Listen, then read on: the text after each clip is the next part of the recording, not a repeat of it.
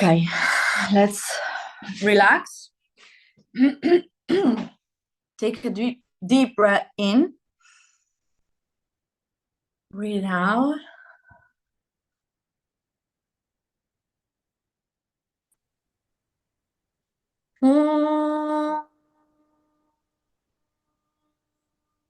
Sahana Bhavatu, Sahana Bhunaktu, Sahaviryam Karavavahai, Tejasvinabaditamastu ma Virishbhavai.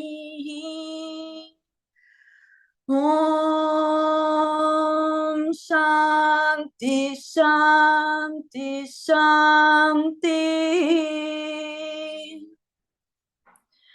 Hi all, thank you for being here. Today we start our Astro group discussion by introducing the sign of Scorpio.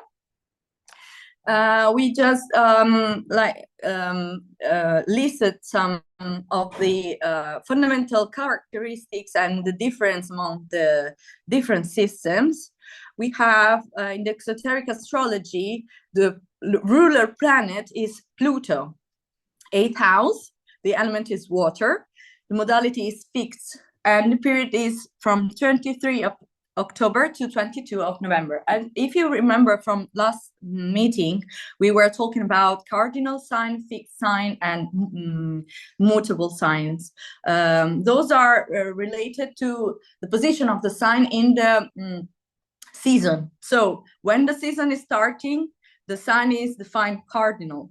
In this case, is the second. There are 3 signs for each season. And the one in between is said to be fixed, and is one of the characteristics also that is reflected in this sign. Regarding the esoteric astrology and both Vedic astrology, the ruler is Mars here, because Pluto was not discovered yet in the ancient times. So the Vedic astrology keep as ruler for Scorpio Mars. The house is always the 8th. Water is the element is always water. Modality is fixed, and the only thing that changes in Vedic astrology is the period, because we have from 16th November to 15th of December, and the name is Vrishchika, which means Scorpio in oh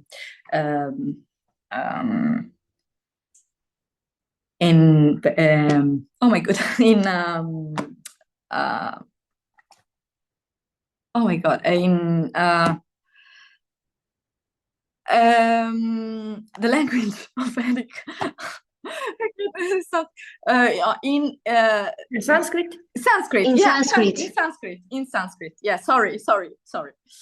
Okay, we define some keywords that are describing this sign, which is often pictured as an intense, passionate transmutation of desire into aspiration.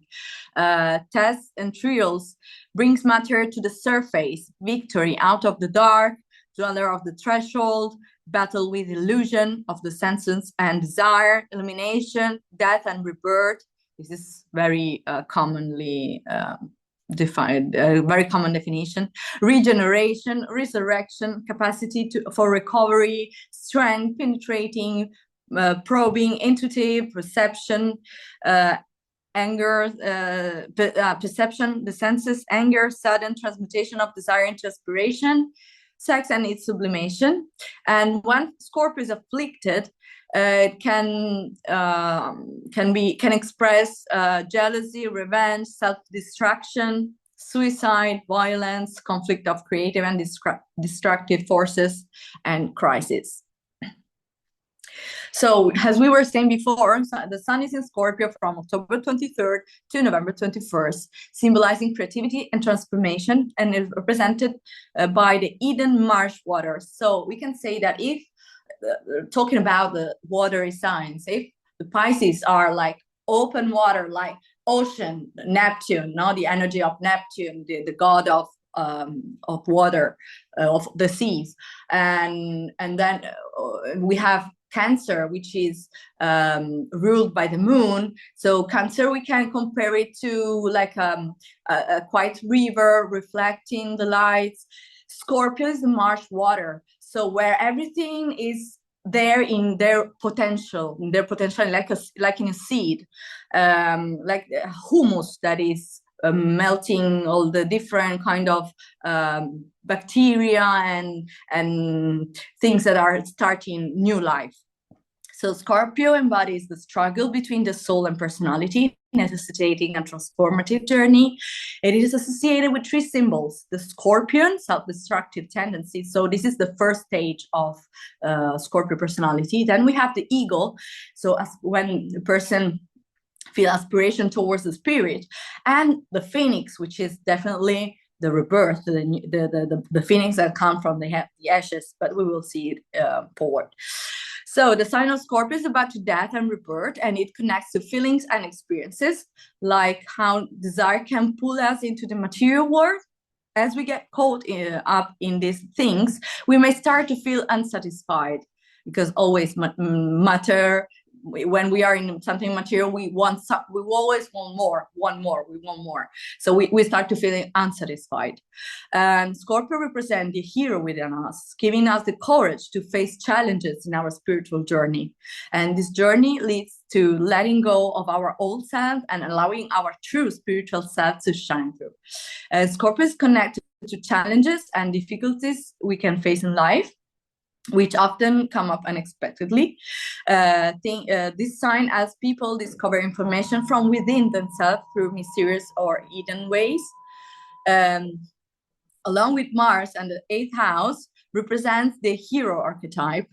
People with this sign are not easily discouraged by challenges. Instead, they thrive because these challenges bring out their inner strength.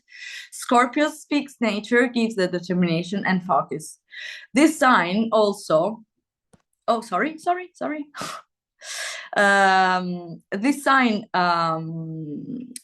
relates to the karma of past lives, which can often involve sudden or violent events. And as you can see in this birth chart, that now is not, the resolution is not coming good. I don't know why, sometimes it happens. The 8th house and the sign of Scorpio are in that position, that where the Scorpio is located. So Scorpio has strong and intense energy. Its watery nature makes them sensitive, and they can be easily hurt.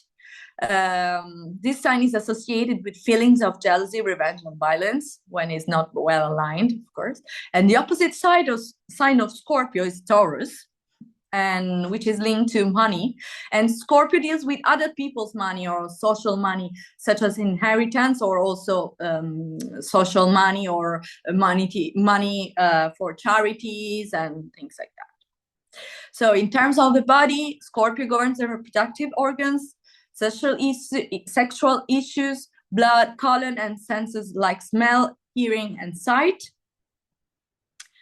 And now I pass the word and I let Mike speak about, because we have some myths that are talking about this archetype, and Mike will explain us the first myth, which is Orion. Please, Mike. Thank you.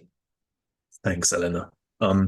So the myth of Orion, I think, or Orion, I think, is one of the fundamental myths of Scorpio, because as you will very quickly see, the myth of Orion is really it's what sets the Scorpio up for subsequent journeys into the other myths.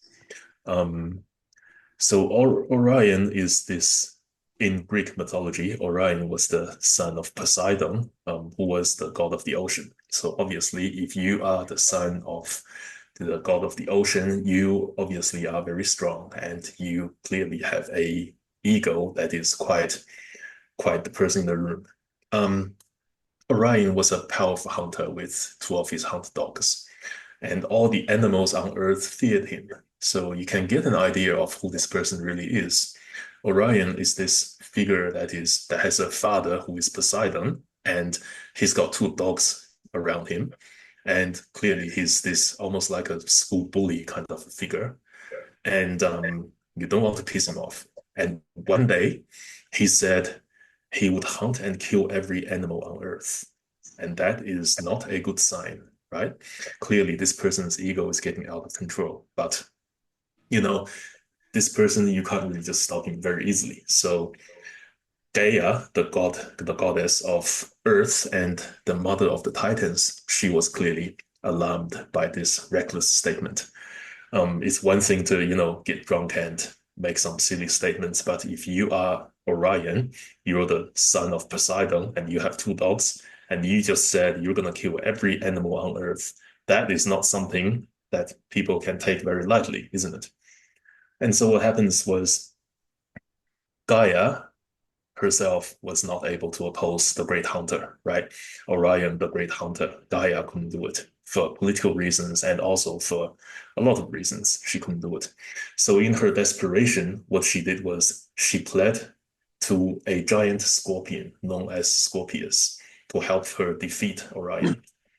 That is the starting story of Scorpio. Think about what the sign Scorpio connotes, the scorpion, and in the way to defeat Orion. So Scorpio engaged Orion in a very heated battle.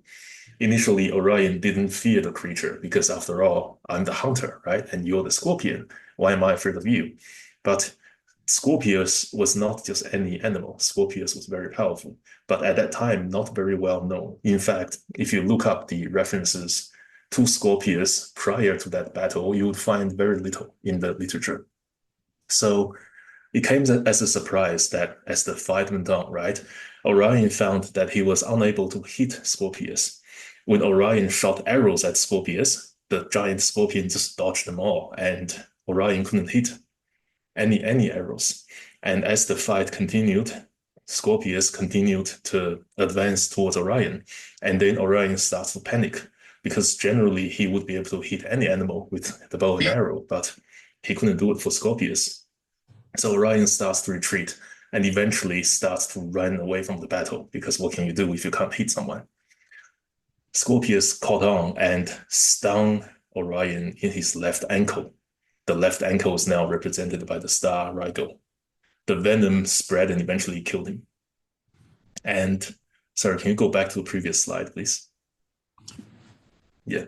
So Orion, so what happened after that was Orion did this entire fight, right? It alarmed Zeus, who eventually honored the combatants by lifting them both into the night sky. And he separated them to the opposite sides of the night sky so they would stop fighting. When Orion drops below the horizon on the western sky, Scorpius would rise on the east. And in the sky, you can later on see that Orion continues to hunt with two dogs, but this time Orion has set his eyes on the seven sisters of the Pleiades. He chases after them, but Taurus is blocking him from getting to the Pleiades. This eternal stalemate plays out in the night sky. And next slide, please. This is a demonstration. If you see the entire sky atmosphere through a fish's eye, you can see that they're on the opposite sides of the sky. And there are very good reasons for that. Because mythologically, we see that Scorpio, the evolution of Scorpio's psychology, as can be seen later on, is that Scorpio goes through three stages. First as a scorpion, and then as an eagle. And as the eagle flies into the sky, the eagle transforms into a phoenix. The psychology here is very simple. The scorpion, which is a symbolism really for a state of being much like an orphan, like someone who has lost the Garden of Eden, someone who has to all of a sudden fall out of their child nature and idealistic nature and face the harsh world. Someone who is easily hurt, someone who is easily wounded, but someone who is not determined to retreat but fight. And this can be seen in the myth that prior to the battle, Scorpius is largely unknown. And this is really a state of being of the orphan, where some random person who was not previously seen or previously notable in any way. In a lot of myths, we see this kind of story play out. For instance, in the UK, we have the Arthurian myths, King Arthur and Parsifal. That's one classic myth, which the story is the same. a person who is previously unknown, almost like a children, somehow was sent to fight the most mightiest warrior in the sky. And notably in this story, Orion does not change even after being beaten by Scorpius. He continues to try to hunt the seven sisters. So for him, for Orion, it's a story of tragedy. There is no change. But for Scorpius, because of that fight, Scorpius is now elevated into the night sky. Next slide, please.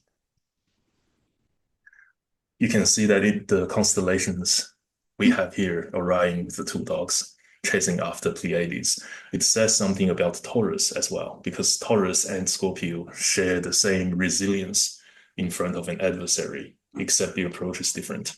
Notably, Taurus and Scorpio, they're on the opposite sides of the chart. Next slide, please. A connotation here is very important because Scorpius forms the three stars, the claw, the pincer of the scorpion forms the basis, the foundation of Libra, which stands for justice. So there is that connotation there. And in the story of Orion, Scorpius did do justice in that term. So to quickly conclude, I think the story of Orion is how a scorpion establishes itself into its position by defeating the recklessness of Orion himself. And we call it the story of Orion, not the story of Scorpius, to actually demonstrate that point. And there is that connotation there about the story of the orphan, I think. Anyway, that's all from me. I'll pass the next to Vignesh. Thank you, Mike. Thank you, Mike.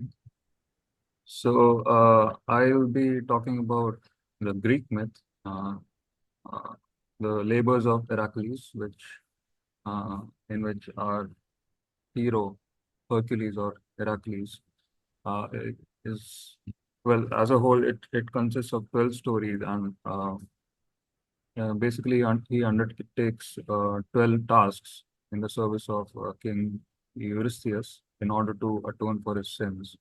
And each of these 12 labors are interpreted in astrology as representative of these 12 astrological signs, with the stories containing various symbols and imagery that fall on qualities of these signs. So in the second labor, Heracles is sent to slay the Lernaean Hydra, which is like a many-headed snake-like creature that lives in Lake Lerna. So, so the environment itself is like a huge challenge for Heracles. The Hydra lives in a foul, swamp-like, environment, and it also has regenerative powers. So, the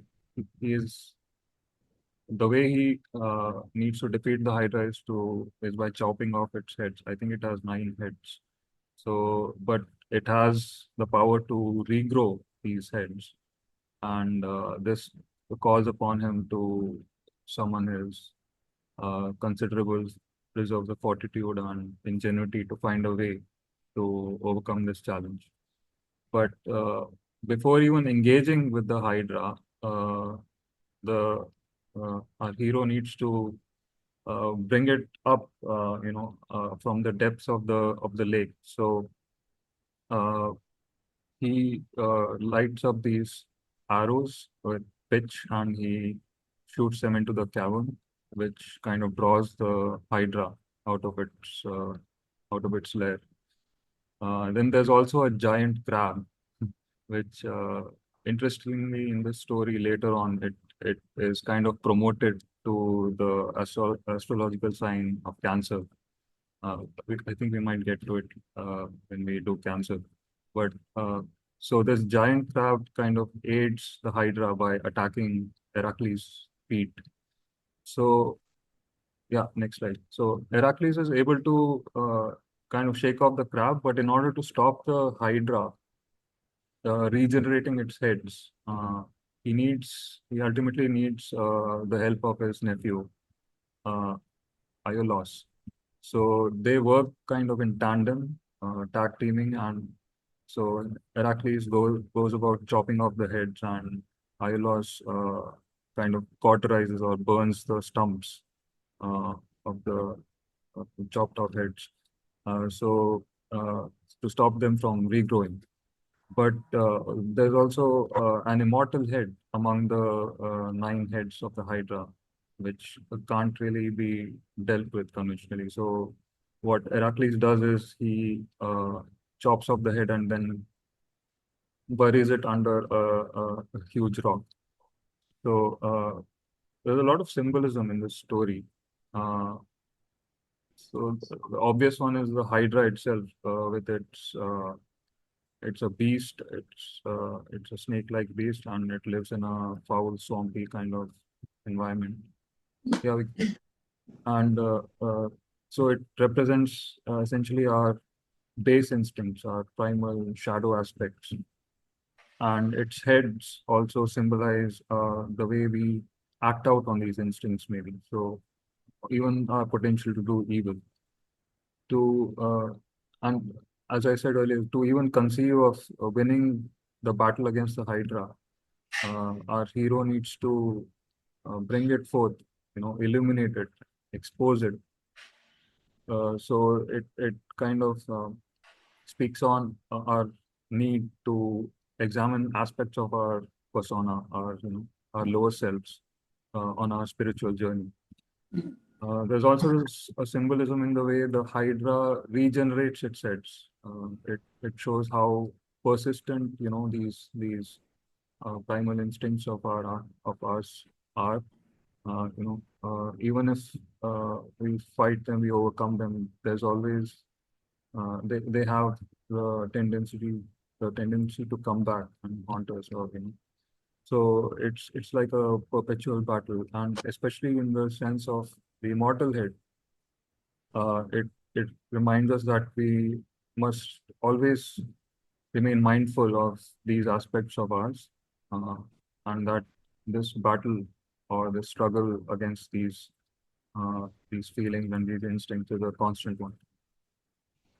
Now, also the fact that Heracles needs Iolaus' help to overcome the Hydra suggests that the soul it can never really fulfill its journey alone. It always needs the aid of the personality in overcoming challenges like this.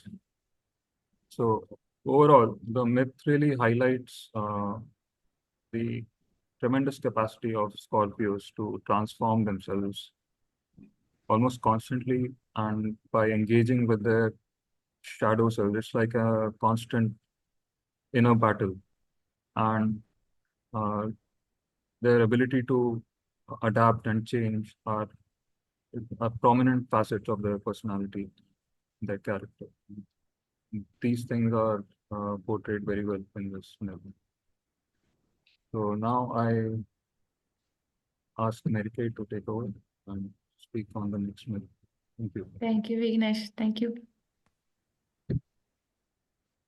So one more myth about Scorpio is a phoenix. Phoenix is a creature that could live centuries or centuries, only then to burst into flames and rise from the ashes again.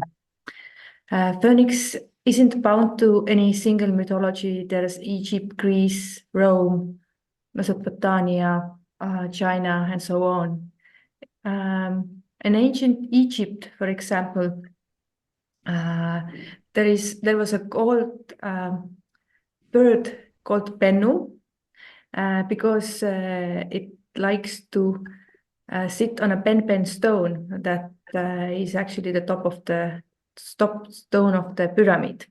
And the Bennu was very closely associated with the sun god Ra and Osiris.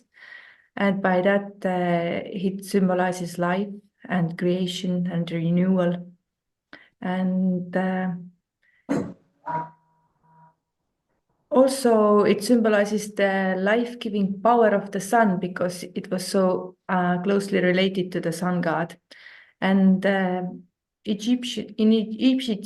Egypt, it was associated with the daily rising of the sun and also the annual flooding of the Nile, both very important events for the people there. Yeah. Please, next. Herodotus, the Greek historian, described phoenix as this mythical bird and said its lifespan to be 500 years. And he also describes how when it becomes the time to die, phoenix would construct a nest of fragrant foods, and then it's set it to fire and will be consumed by those flames. And from these ashes, a new phoenix will be emerged, rejuvenated and ready to repeat the same cycle again. But according to the Herodotus, the newborn phoenix would gather its predecessor's ashes, encase them in a myrrh egg, and then it will bring this egg carried to Arabia to Heliopolis, the city of the sun god. And this journey is symbolizing the life and death, as well as the really beautiful connection of divine that phoenix has. In Mesopotamia, there was this bird, Anju bird, and in some Sumerian and Babylonian mythology, it was mentioned, and often this bird is portrayed as a colossal bird with lion's head. And Anju is also associated with the sun god, and it embodies the theme of divine judgment and wisdom, very much like also Scorpion. And unlike the phoenix, the Anju bird doesn't perish in a fierce self-immolation. Instead, it undergoes a transformative process, highlighting the cyclical nature of life and enduring essence of the soul. In China, we could encounter the Feng Huang, often referred as the Chinese phoenix, but it's a little bit different from Western phoenix. The Feng Huang symbolizes both the female and masculine energies, or like we say, yin and yang. And this mythical bird is icon of virtue, grace, and prosperity. And often it is said that it has a peasant head and the tail of a peacock and the elegance of a crane. And it is believed that only in the times of great peace and prosperity, this auspicious bird is coming to our sight. And its appearance signifies a golden age, a period of harmony and a balance, and where virtue and righteousness flourish. And in India mythology, I think the closest to the phoenix is Garuda, a divine mount of Lord Vishnu. He has a body of a man and the wings of an eagle. And it's also often drawn as a red, orange, and gold colors. And Garuda is a symbol of courage, power, and immortality. And the legend has it that in order to free his mother, Vinata, from the clutches of the serpent demons, Garuda undertook the perilously quest to steal the elixir of immortality. His unwavering determination and divine power allowed him to overcome numerous obstacles and claim this elixir in the end. And this act of selfless heroism give him the status in the Hindu mythology and give him also immortality. Now, phoenix it is often symbolized as a fire or sun, and there's three colors that most often come up with symbolizing a phoenix: so red, gold, and purple. And each of them carry deep meaning. Red is representing passion and vitality. The fire have a lot of energy. The gold signifies purity and immortality. It's like God's color. And purple is often associated with royalty and spiritual transformation. And yeah, please, next slide. So the Phoenix age is estimating, some say 100, some say 500, 13,000. There's even one Greek poet, Hesiod, who said that this mythical bird might live 24,000 years. I think all those numbers have like also symbolic meaning, but nevertheless, the underlying idea remains the same. It's about cycles, it's about rebirth, renewal. And in psychology, Phoenix serves as a powerful metaphor for personal growth, resilience, also this ability to overcome adversity and emerge back stronger as the beautiful bird comes back to life from the ashes. And it also gives us hope and renewal. Even in the darkest times, there is always potential for rebirth. And even one city, I think in USA is called Phoenix. And this city carries also this kind of renewal energy. It is built in this old place and it carries in these energies of this new civilization. And yeah, life goes on. So now I would like to give the word to Mike. No, to me. Thanks. To No. you. It's my turn. I just want to add that the color purple you were talking about before is the proper color of Scorpio. So yeah. Oh, so cool. Yeah. Okay, now we just thank you, Marike, for nicely, and thank you, Vignesh, thank you, Mike, for nicely talk about these meets. It's always very nice to go through the meets and go deeper in the understanding of this archetype, the psychology behind. It is very interesting. Every time we want to introduce just a little piece, we want to add a little piece about the aspects of the birth chart. So we now going to talk about the dignities. So the dignities are referring to the strength or weakness of a planet based on its position in a zodiac sign. Each planet has signs where it feels strong, so it says that it is dignified, and signs where it feels weak, so we say that it's in the treatment. Understanding dignities help astrologers interpret how effectively a planet can express its energy in a chart, and also how well a planet will function in a particular sign, which can lead to insights about personality traits, challenges, and potential strengths in a person's astrological chart. So we have the domicile, which is the same of the rulership, and a planet is in its domicile when it is in the sign it rules. For example, Pluto in the exoteric astrology, so Western traditional astrology, Pluto rules Scorpio. So when Pluto is in Scorpio, it is considered to be in its domicile and it's very strong.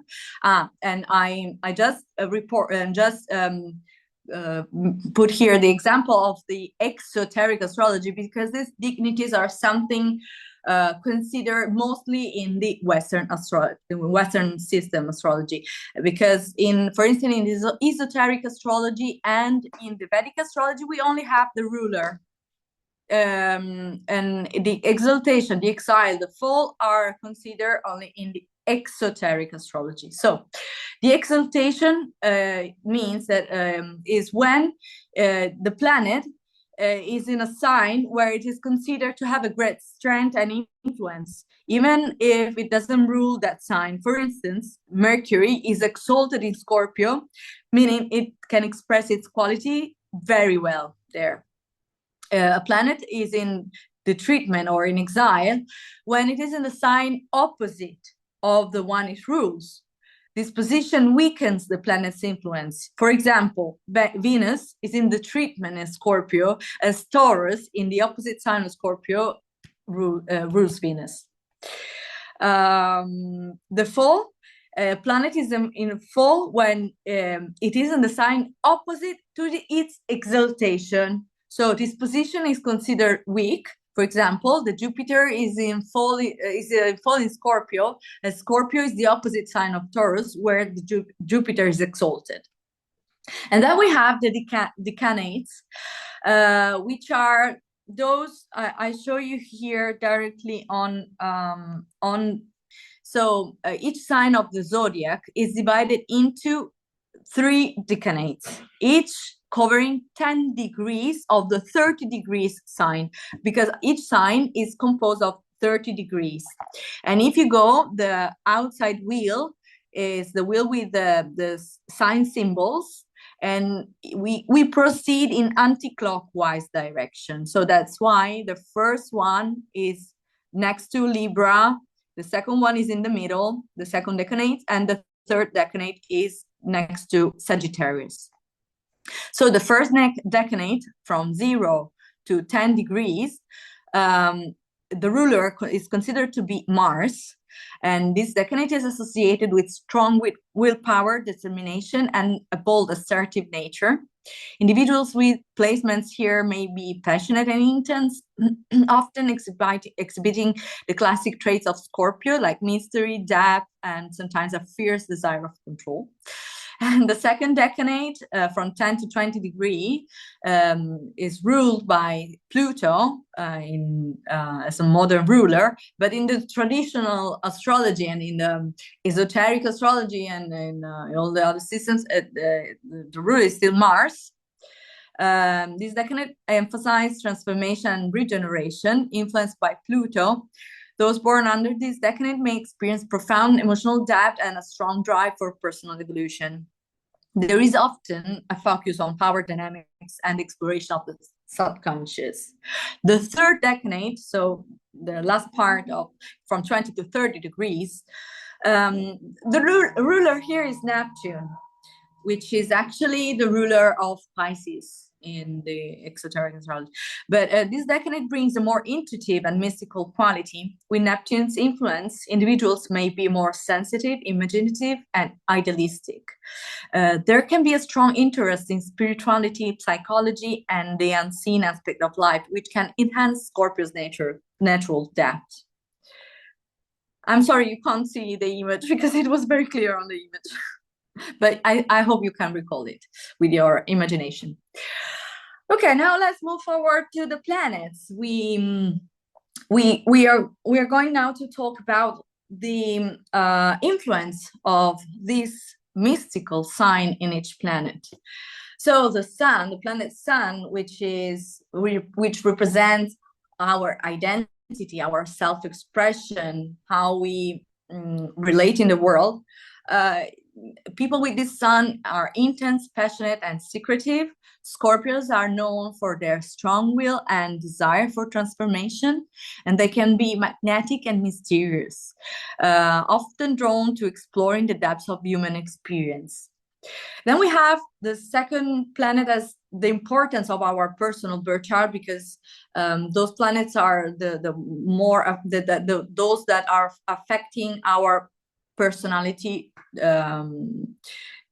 are defining our personality, because the moon is the planet of our emotion, our intuition, how we feel, how we live these emotions that we perceive from the astral plane. So people are emotionally intense and private. Individuals with this placement experience deep feelings and may struggle with vulnerability. They're often intuitive and have a keen understanding of others' emotions. So a lot of empathy.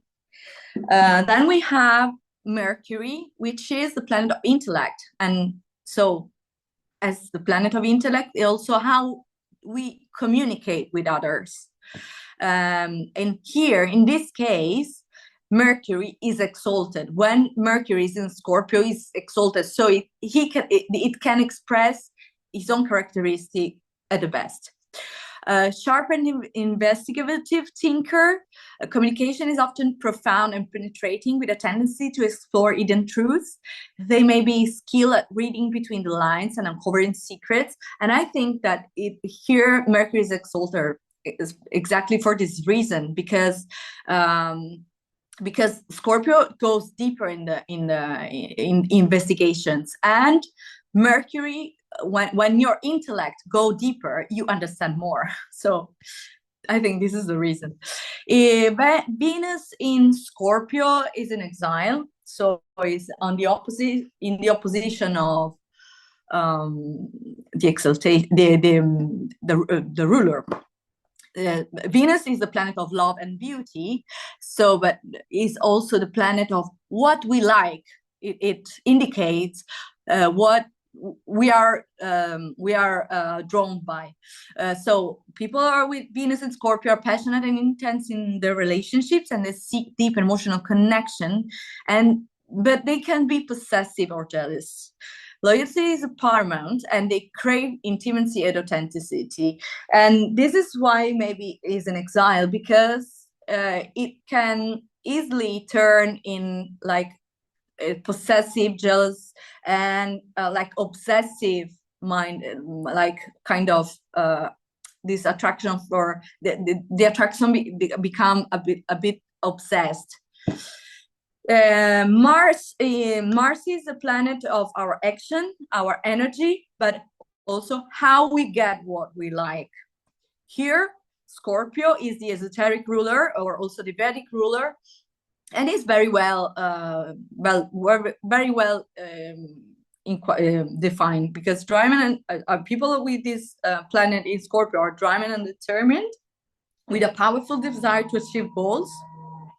So you can get what you like, because you have the intention of the Scorpio to reach the point. They can be assertive and strategic, often channeling their energy into transformative pursuits. And there's a strong focus on desire and sexuality, which is a mass characteristic of Scorpio, basic characteristic of Scorpio. And then we have the planet Jupiter, which represents growth and abundance, but also is a kind of teacher, because Jupiter is the planet of Zeus, the god of the king of the gods, but it's also, we can define it as a kind of mother, because it always embraces us with this abundance and this expansion. Here, it is not a very good position, because it's in fall, and growth and expansion through transformation and deep emotional experience. Individuals may find luck in exploring the depths of their psyche and engaging in powerful relationships.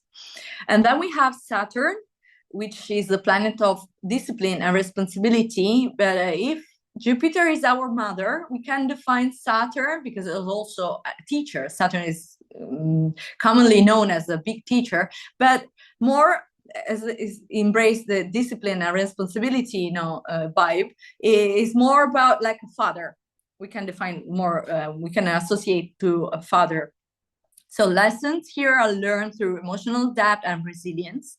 Displacement often indicates a need to confront fears and embrace transformation. Transformation always comes in this archetype.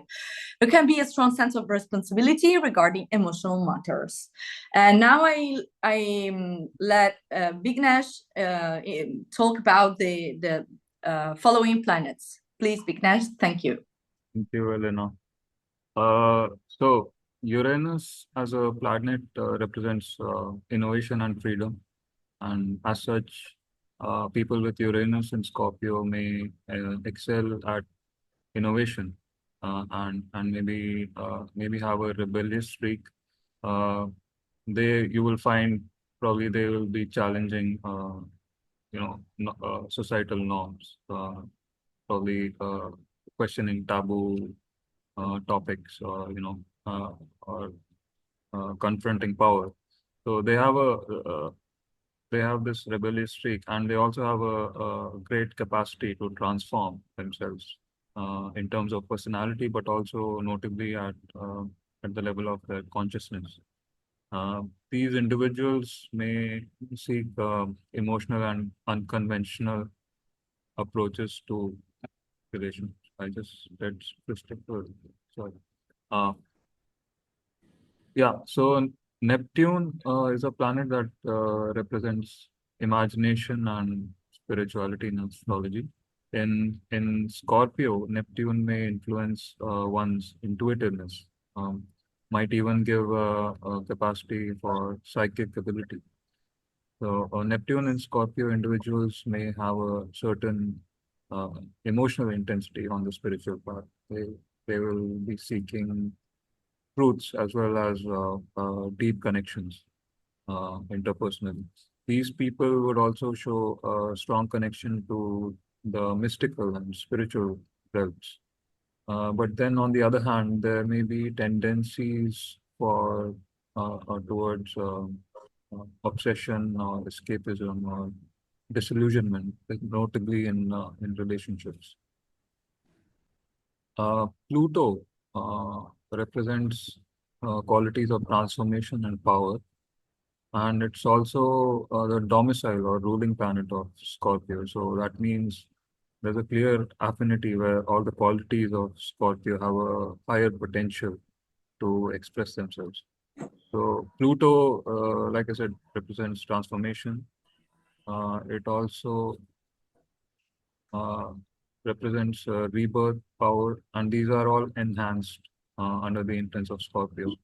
Uh, these individuals will display passion and energy uh, in particular, and um, this energy leads to, I mean, drives their uh, personal and also collective transformation of society. Say this also Pluto being a slow uh, orbiting planet, it kind of influences a generation as a whole. So this generation, I think millennials is what we were talking about. This generation is often associated with intense change and focus on uncovering hidden truths or and power dynamics. So yeah. Now Vulcan is a hypothetical planet in astrology, and it represents money and possessions. In Scorpio, Vulcan may influence strength and capacity to transform on the quest for understanding truth. Uh, Vulcan and Scorpio people would show resilience in particular, as well as a knack for uh, overcoming challenges in life, as well as on the spiritual path. And they also have a they're highly disciplined. So resilience and discipline are qualities that shine in these individuals. Earth in astrology represents aspiration and crudeness or grossness. Earth in Scorpio individuals would show a practical grounding for deep emotional and psychological aspect of Scorpio. Uh, so they will show a balance between emotion and practicality. And this placement would reinforce material manifestations of emotional and psychological transformations. These people would also seek out practical solutions, uh, transformative experience. Oh, sorry, stability in transformative experiences. Now, Rahu, also known as the North Node in Western astrology, it represents desire and ambition. In Scorpio, with this placement, people would have a certain fascination for the unknown and would have tendency to undergo personal transformations. They would also have a capacity to achieve this by embracing their shadow aspects. So what we kind of got into with the Heracles myth. So there's a constant tendency, or I would say a capacity to look inward and battle one's shadow aspects. They would also seek strong emotional connections, but then would be susceptible to being difficult to deal with in power dynamics. So yeah, and Ketu or the South Node represents past life and karma. Ketu in Scorpio uh, would definitely suggest an influence of the individual's past lives on their current journey and especially on their emotional states. These people may seek spiritual clarity by transcending these emotional hurdles or transformational experiences. Now, Chiron is a minor planet in astrology. It is it is known as the healer, but it kind of represents also like major struggles or pain, and so our potential to learn from these uh, instances and heal on our path. So in Scorpio, these individuals may display that healing that I spoke of, and uh, so the healing will come through very acute emotional and transformational experiences, perhaps a lot of pain maybe, and uh, these instances might relate to issues of power and probably intimacy in relationships. And I think now Mike will speak on the Scorpio symbols. Yeah, thank you, Vignesh. So individuals with Scorpio rising have a magnetic and intense presence, often appearing mysterious and private. They are emotionally intuitive, highly perceptive, and exhibit strong determination and resilience. Passionate and protective, they seek deep connections and undergo significant personal transformations. Their striking features and penetrating gaze contribute to their dynamic and compelling personality. The hardest ascendant of all, battlefield, where the soul and the personality must come to mortal combat. They must come into alignment, and the personality must die. The battle concerns the threefold personality. Physical, emotional, and mental levels are involved. Strongest ascendant of all, great depth. Devil or angel, no in between. Willful, self-reliant, courageous, reserved, hard to understand, self-controlled and stoical. Appear calm on the surface, but extremely emotional inwardly. The silent type, great determination and strength, enough to overcome any adversary. Needs to overcome resentment and jealousy. No unevolved soul is born with a Scorpio ascendant. The razor-edged path that can only be tread when there is strength and power enough to do so. Note the position of Mars outwardly in the world and Pluto representing the underworld, for they will show what work is to be done by the personality in this life. Thank you. Thank you, Mike, so much. Thank you so much. And now we are, oh, sorry. Is there any question? Okay, I think that here we can see exactly the transformative power that people born under this influence can have. I mean, there is an opportunity for people with this kind of influences to turn completely their personality and to go back to the father's house, let's say. And I think this is like a Kabbalistic process where you have to melt in the matter and purify love in order to go back to the source, to have the experience. And here we are on the turning point where we have the opportunity to go back to our original true self, no? So this is a very big opportunity for everyone who has some strong aspect in Scorpio, I think. I actually have a question. So you were talking, is it Saturn or what planet Vignesh mentioned was that a generation of people, not a generation. Pluto. Oh yeah, Pluto. So was it like in 1984, at the end of the 1984 to 1996, About people who are born in that 12 years about are all under the influence of this Pluto.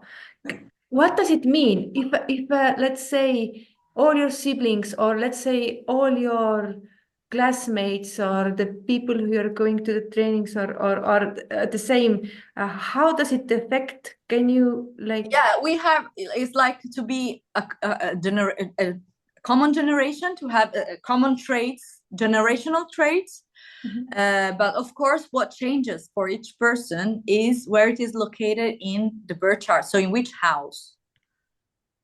So this changes for each of us. And I'm sorry that I can't show well this birth chart because it doesn't work. But you see here, for instance, Pluto, this is Pluto in the 8th house, is in Scorpio in the 8th house. So it means that in this birth chart, Pluto has a strong influence over also other planets. And yeah, but mainly it indicates the energy of that kind of that people, no, of that generation. Every generation has its own qualities, its own flavors in bringing something new. And around of Pluto lasts 248 years. So every 248 years we have Pluto in Scorpio again. And Pluto in Scorpio is one of the shorter period of despite the other signs. It stays like kind of 10-11 years. It's not much with respect on the others that sometimes says 20 years, and it changes. It depends on the.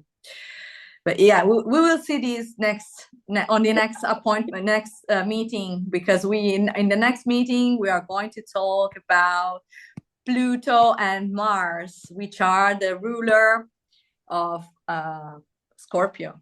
So yeah, can you bit little bit back into this Pluto? There was something.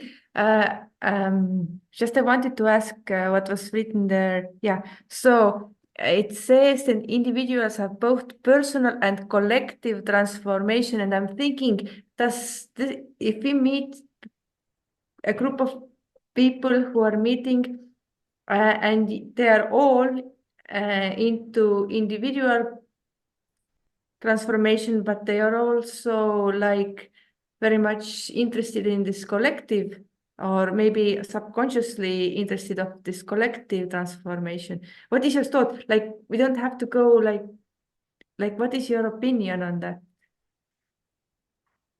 Sorry, I didn't get exactly what you are asking. So it is some people from the same generation of Pluto and Scorpio are gathered together with the same mindset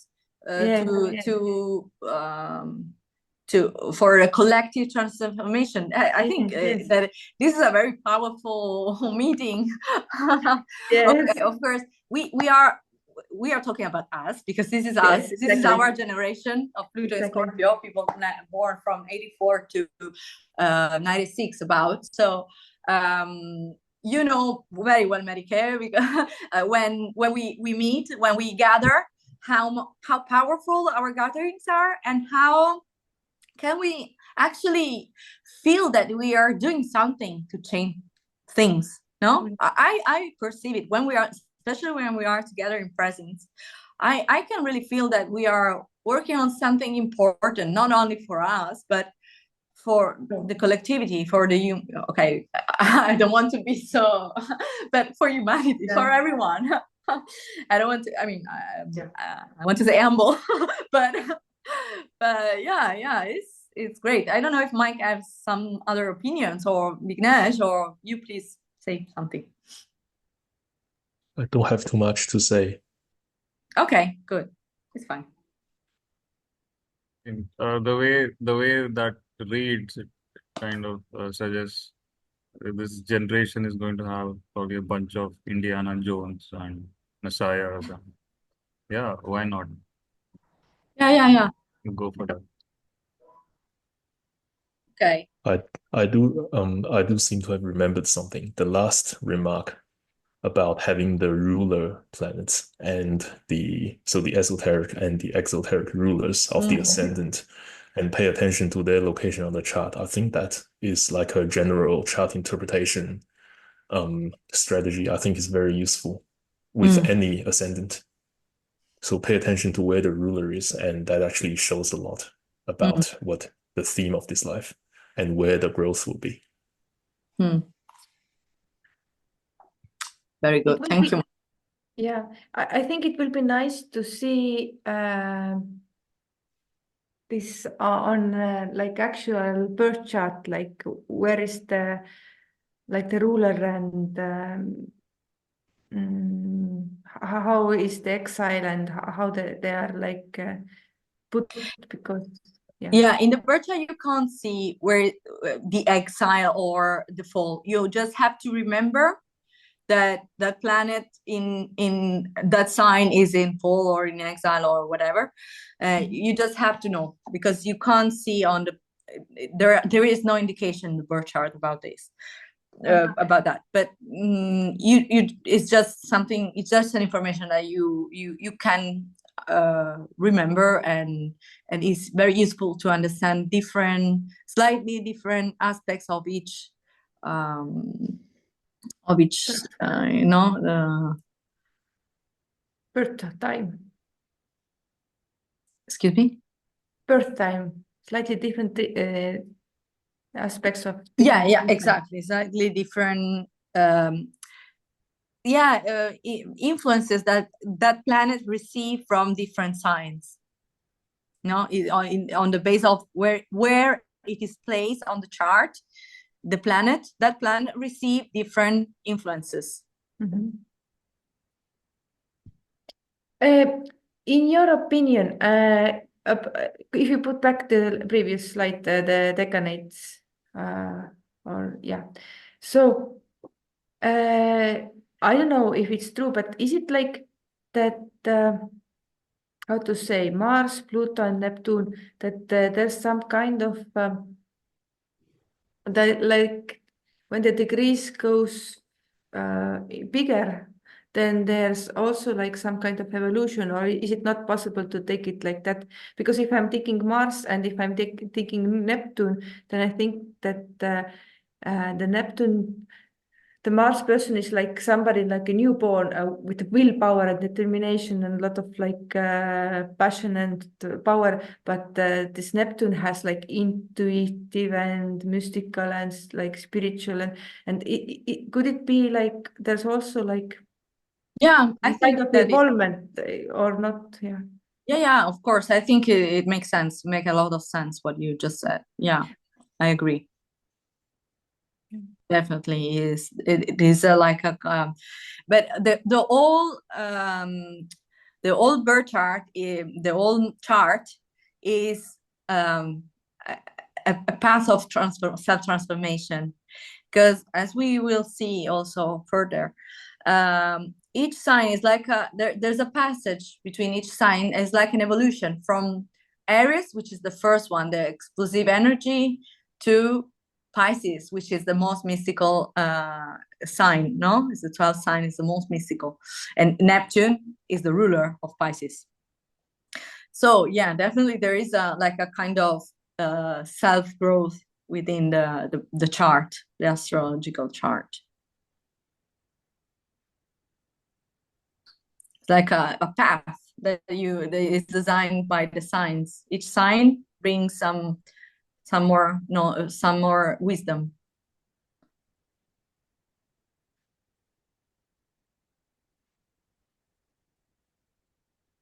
And I also liked very much how you how it was talked, like explained, like you are Scorpio, Eagle, and Phoenix, that actually there's like when the same time is born something who is very evolved and somebody who is like maybe less evolved, then how the same sign could mean different things, different things to learn from that sign.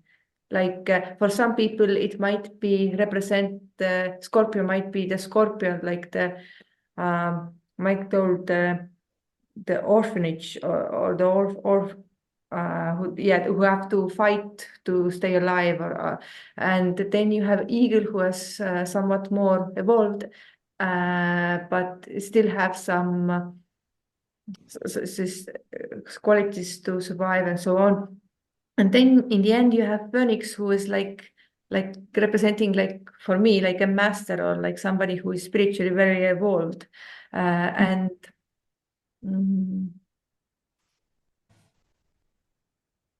Yeah, I think because Scorpio represents in a way the turning point. So the moment when you can change yourself and turn into spiritual life from the matter. So it's like I think we could compare it to the Malkut position in the Kabbalistic tree, no?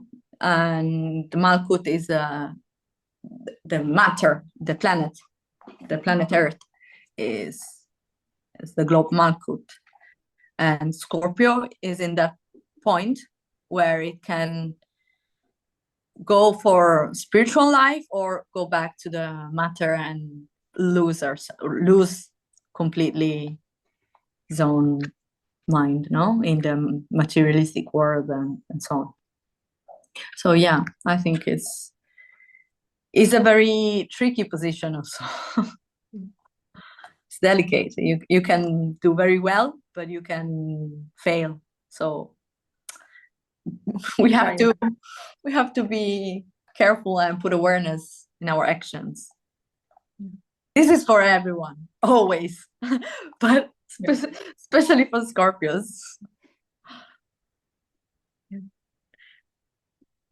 But I also, if I'm reading about different like signs, I feel very much that how this is in me.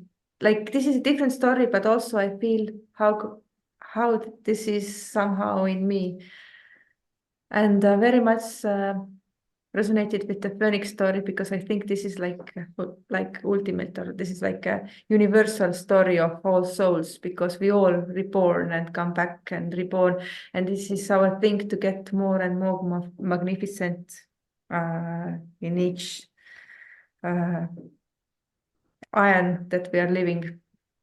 Yeah. Very nice. Yeah. Even in esoteric astrology, there were references like I want to point out. Earlier, it was only 10 signs. Then they added 2 more signs. Earlier, it was Virgo, Scorpio. Then they split the Virgo, Scorpio and made it as Virgo and Scorpio. Then they included Libra in between. That's what I get to read. I recollect upon something that's been referenced in the esoteric astrology. So there was a purpose why they made it as a Scorpio and defined 3 stages in the Scorpio. Well, yes, it was only 10 signs, but they made it like 10, 12 actually. Do you remember what was the other sign that was added after Libra? Libra. After Libra, it's Scorpio. See, yes.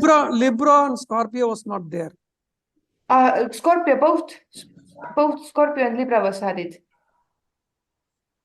No, the Virgo Scorpio is one sign actually earlier. Such a big sign. Yeah. See, Virgo Scorpio is one sign where they were representing. If you see the Virgo, it is a 2 female actually, right? 2 angels or 2 female actually. One is a mother and one is a daughter. And it was a representation of Virgo Scorpios of lower emotions. They were doing it. Right? Now, when I split that, take it as a Virgo and Scorpio. Then they are defining Scorpio with 3 stages. With Scorpio at the base, then eagle and the what you call the phoenix, or yeah, right. So earlier it was one sign Virgo Scorpio. Then the next sign would be Sagittarius. There was no Scorpio and Libra in between. Only 10 signs. So if you go to the esoteric astrology, and that too what Elena has shared in our whatever drive it is, you don't read through that initial stages. They would have referred all those things. They were telling that okay, it is only 10 signs earlier. It is called Virgo Scorpio. Then Scorpio and Virgo, Libra was added, splitting the Virgo actually. And Libra brought a balance between the what you call the ascending signs and descending signs. How they classify it is like ascending 5 and descending 5, like that. I think we have a slide here about this. Yeah. Ascending 5, descending 5 signs they were having it. Of the one Virgo Scorpio, they split and they added and they brought a balance in between with the Libra. That is the midway path of ascending and descending signs actually. Libra is the midway path. So that's why they got it, the Libran sign is like a balance actually. And also the symbol of Virgo is very similar to the one of Scorpio. And they say that they are Virgo and Scorpio, they have a very similar traits. Yeah, right. So if you see all the corner signs, what I'm referring to the Indian charts, how they put it, right, in a rectangular form or a square. All the corner signs are all dual signs. If you see that, it's one is fish. It's about spices. Spices. Pisces. Then you have Gemini is a male female, and if you see Virgo, it is a female female. Then if you come here, it is an animal and a male, right? In the corner. So they're all talking about somewhere of lower self and higher self and lower emotions and higher emotions. Those are the corner ones actually. So that's how from that they've split this one from the Virgo Scorpio. They split and they made it as a Scorpio. And within the Scorpio, I think they've gone with the stages from the lower to the higher emotions, how we can go. And even in certain cases, wherever I refer to in esoteric astrology, for the higher evolved people or the adepts, the chart is read in the reverse order, not in the clockwise, but is anti-clockwise. So those were the reference somewhere I happened to go through. So it will start with the Aries and it will come down all the way to the Scorpio, Libra, and they go reverse. The 1, 2, 3, 4, like whatever they count. For the normal people, other than the adepts, it will be of the clockwise direction. From the Aries, Taurus, Gemini, and whatever it is. The reading will happen like that. So there are certain way they handle how they read the charts and why they made it like for the adepts. If you come, it will be an ascending order from the Aries, Pisces, then you come all the way to Scorpio, then they'll have that ladder up that like lower emotions to the higher one. But still something we need to dwell deep into. But this is how the ascending and descending has been handled for two sect of people, one are the evolved ones and one are the normal people actually. So if you get into an initiates or whatever it is, tomorrow you might be reading, you might be called by some people, hey, don't read like this. You read starting one like this from Aries, Pisces, and then come down all the way, reverse order, anti-clockwise. But I also heard that we are reading those charts because the planets are affecting us so much. But if the person evolves, then during this evolution, they become the masters of the stars, or like they overcome, like they say, the usual people, the charts evolve lot their life. But for those who are smarter, they know how to use those influences, and those who are like, I think, masters, they are already beyond this path where the See, here one thing is all the planet. That means they have gone above the influence of the planet, in the sense all the planets will aid their actions, actually will help them. Here we are talking about exile, we are talking about fall, we are talking about what do you call exaltation, right? All those things are there. You have a negative aspect and a positive aspect. In case of adepts, they also go through trials, but the influence will be not much on the negative end, actually, like what we perceive. Right? It will aid their activities, what they are doing, actually. So for that, if they happen to read, it might be in the reverse order. That's what I get to hear, actually.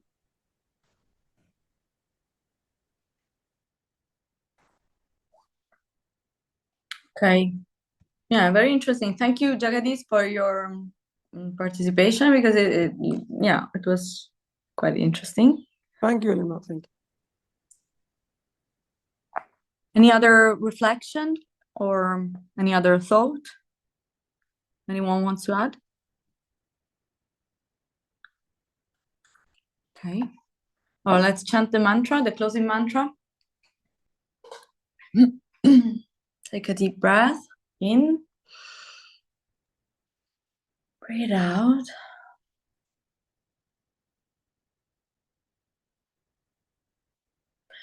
Bring your palms together. Om.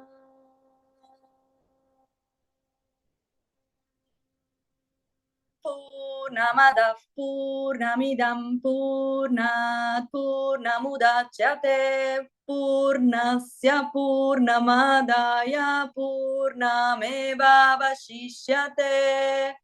Om Shanti Shanti Shanti. Hari Om. Jai Gurudev Namaha. Hari Om Tat Sate. Thank you. Okay, thank you very much. See you next time. Next time we'll be on November 9, and we will explore the planets Pluto and Mars, which are related to the sign of Scorpio. So please, Elena, one thing I want to add: the number of participants is 8, actually. The Scorpio sign is the 8th sign, actually. It is a coincidence here, actually. Yeah, true. True. Yeah, this is nice. Yeah. Seth, you want to say something, please? Oh, okay. You wrote in the chat. Thank you all. Well done. Thank you. Thank you. Thank you, everyone. Thank you, guys. Thank you so much. It was great. And if everyone is interested, I need to stop using that emoji. Yeah, it seems like you are raising your hand.